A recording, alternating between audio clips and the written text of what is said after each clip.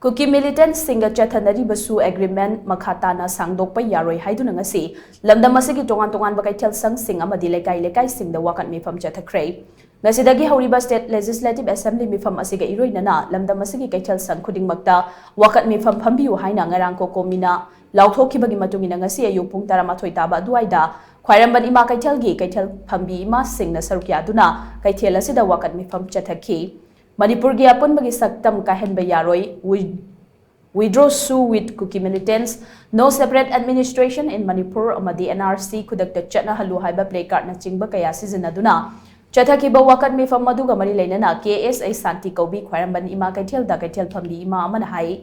ngasidagi horiba state legislative assembly mi fam asida lamdam asigi miyamna Mamangdagi tanduna lakliba Kuki militant singa chathanariba su agreement ase makha chathadana ba warep lobiyo haina ngasi khwairamban ima kaithalgi ima singna khongjang chathabani su agreement ase hayeng February 18 da matam loirabani housing family assembly mi famasida chap chaba warep loduna Kuki militant singa chathanariba su agreement makha tana sangdokpigano amaromda I maselgi marakta unkhatna bagi thodok ama thorakliba se makha tana thokhan bigano asigumba thodok asina ima singda ninghanaba ama pohali haina su mahanga makhataki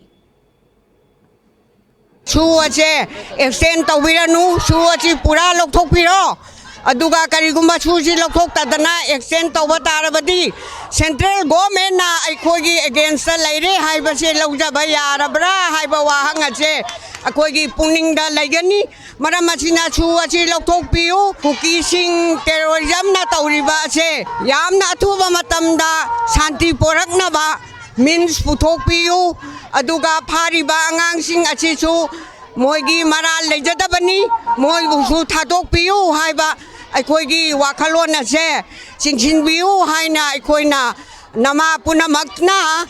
aidi India government central government amadi aikoigi Manipur government gi ikai khumna jariba governor chief minister aduga atopa lairiba aikoigi cabinet minister sing punamakta noluksari icha punamakse akhoi mama ngaktani na punamak nungsi punamakpu asoyangam yahoningde akhoi masena lingjen manana lepa kanda mi atopa ka thengnaba matamda akhoi mai pakadaba samu pangan kankadaba akhoi se ngasi di akhoi wangang makiba thabak tokba ngamdaba adugumba akhoi si amna ninghanaraga leibase masi matangdi tobinu haidana ina organization khuding makki mafamda ai mama ma oirasu isasingi mafamda imana thamoi sengna ai khurumdana haijari Maramdi I masen hanabagi thabak kudak lepiu masi chathabiganu akhoi masen hanaraga yengnabana khudong chaba loghini akhoi maiti ogoni haibase sima khaktang organization khudimana bhap tabiu haiba wafam jai thamjage